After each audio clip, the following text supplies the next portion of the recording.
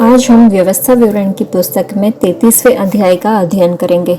जो आशीर्वाद परमेश्वर के जन मूसा ने अपनी मृत्यु से पहले इस्राएलियों को दिया वह ये है। उसने कहा, यहोवा सीने से आया और सेईर से उनके लिए उदय हुआ। उसने पारान पर्वत पर से अपना तेज दिखाया और लाखों पवित्रों के मध्य में से आया। उसके दाहिने हाथ से उनके लिए ज्वालामयी विधियां निकली। वह निश्चय देश देश के लोगों से प्रेम करता है। उसके सब पवित्र लोग तेरे हाथ में हैं। वे तेरे पाँवों के पास बैठे रहते हैं। एक एक तेरे वचनों से लाभ उठाता है। मूसा ने हमें व्यवस्था दी और वह याकूब की मंडली का नीच भाग ठहरी।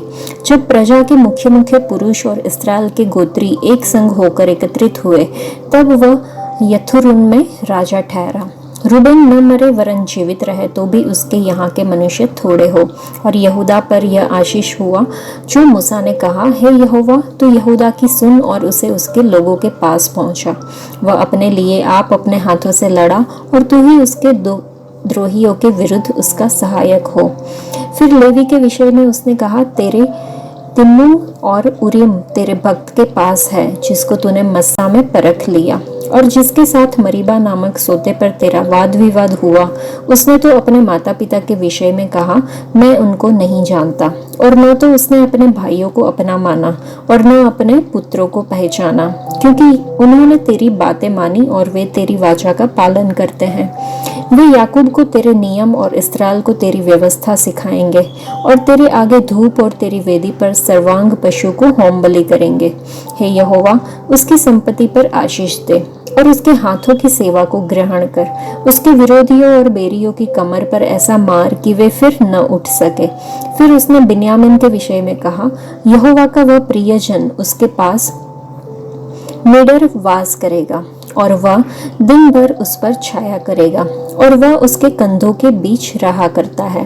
फिर यूसुफ के विषय में उसने कहा, इसका देश यहोवा के आशीष पाए, अर्थात प्रकाश के अनमोल पदार्थ और ओस और वह गहरा जल जो नीचे है और सूर्य के पकाए हुए अनमोल फल और जो अनमोल पदार्थ मौसम के उगाए उगते हैं और प्राचीन पहाड़ों के उत्तम पदार्थ और सनातन पहाड़ियों के अनमोल पदार्थ और पृथ्वी और जो अनमोल पदार्थ उसमें भरे हैं और जो झाड़ी में रहता था उसकी प्रसन्नता।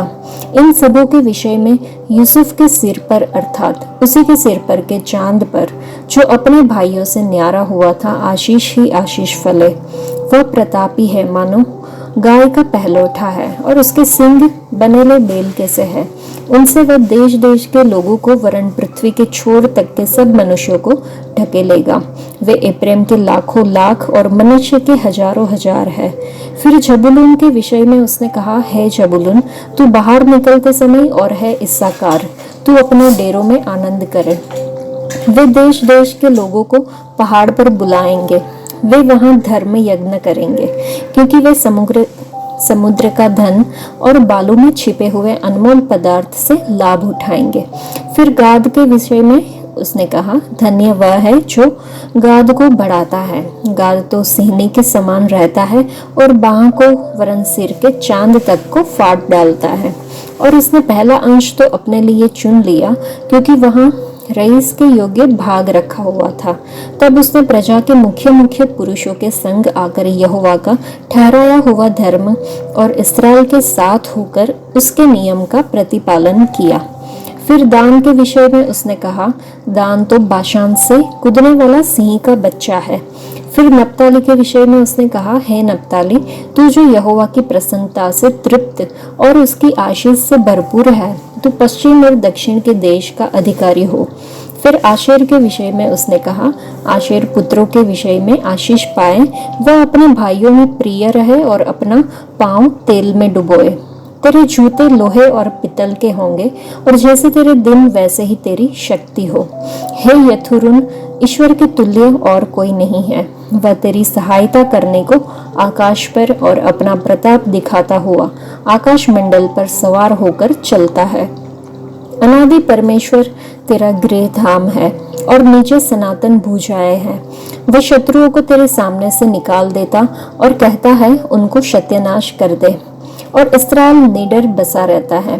अन्न और नए दाख मधु के देश में याकूब का सोता अकेला ही रहता है और उसके ऊपर के आकाश के ओस पड़ा करती है। हे इस्राएल, तू क्या ही धन्य है। हे यहोवा से उद्धार पाई हुई प्रजा, तेरे तुल्य कौन है। वह तो तेरी सहायता के लिए ढाल और तेरे प्रताप के लिए तलवार है। तेरे शत्रु तुझे सराहेंगे और तू उनके ऊंचे स्थानों को रौंद देगा।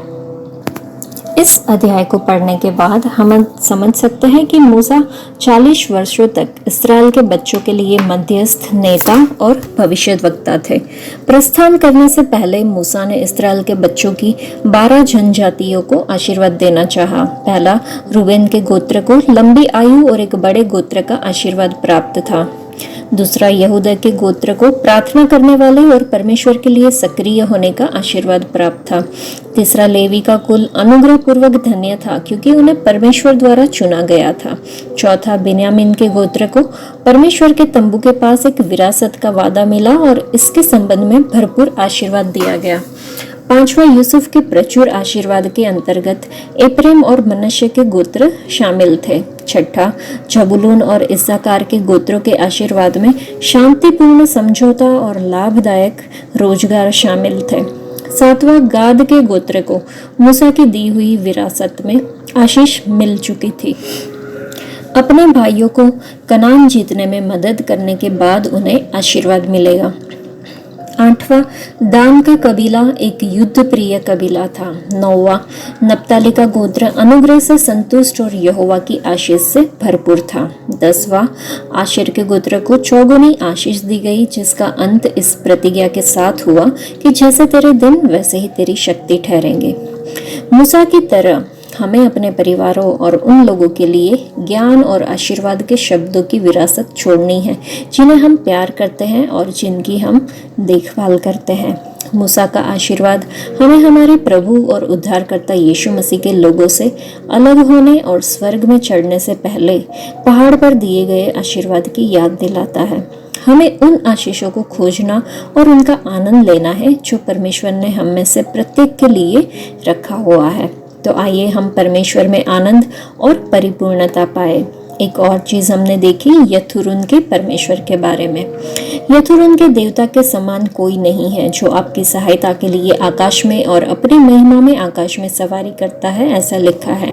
यथुरून इज़राइल का एक काव्यात्मक नाम है। दोनों शब्दों का अर्थ सीधा या निष्पक्ष है। आप जो भी शब्द चुने वह निश्चित रूप से वास्तविक इज़राइल को संदर्भित नहीं करता है, जो दुनिया के सबसे जिद्दी और विद्रोही देश में से एक था। हालांकि मूसा ने व्यवस्था विवरण की इस पुस्तक में अपने भविष्य सूचक आशीर्वाद में इस जिद्दी लोगों को यथुरून के रूप में संबोधित करना चुना, ईमानदार और धर्मी करके। और उनका परमेश्वर यहोवा अर्थात पवित्र परमेश्वर था, जिसके सामने कोई मनुष्य टिक नहीं सकता यदि उसमें पाप व कुटिलता हो। यथुरून परमेश्वर ने अपने लोगों के पाप के बावजूद उनकी देखभाल करना चुना। वह बादलों में उनके ऊपर था, उनके चारों ओर उनका आश्रय था और उनके नीचे उसने अपनी अनंत भुजाएं फैला रखी थी। अगर हम एक सांसारिक माता पिता होने के नाते सोचे कि हमारे बच्चे जब छोटे होते हैं, वो बीमार होते हैं, थके हुए होते हैं और हम जब उनको गोद में उठाते हैं तो हमारी बाहें जल्दी से थक जाती है और अक्सर हम सोचते हैं कि कब हम बच्चे को नीचे रख दें ताकि हमें आराम मिले। लेकिन यथुरून के परमेश्वर के हाथ है जो उसके बच्चों को हमेशा के लिए ऊपर उठाते हैं। आज वो मंडली में अपने बच्चों के साथ भी ऐसा ही कर रहे हैं। हम भी यथुरून के लोग यीशु के खून के कारण ईमानदार और धर्मी बने हैं। हम भी ऊपर नीचे और चारों ओर सुरक्षित हैं। हम भी उन्हीं शाश्वत हाथों से आगे बढ़ाए जा रहे हैं। तो आइए हम उस कलवरी पर चुकाई गई कीमत को कभी भी ना भूलें। हमें ये कभी नहीं भूलना चाहिए कि हम चारों ओर से परमेश्वर से घिरे हुए हैं। आइए हम गाएं, आनंद मनाएं, क्योंकि यथुरून का परमेश्वर हमारे साथ है। आज के लिए इतना ही। परमेश्वर आप सबको आशीष दे। धन्यवाद।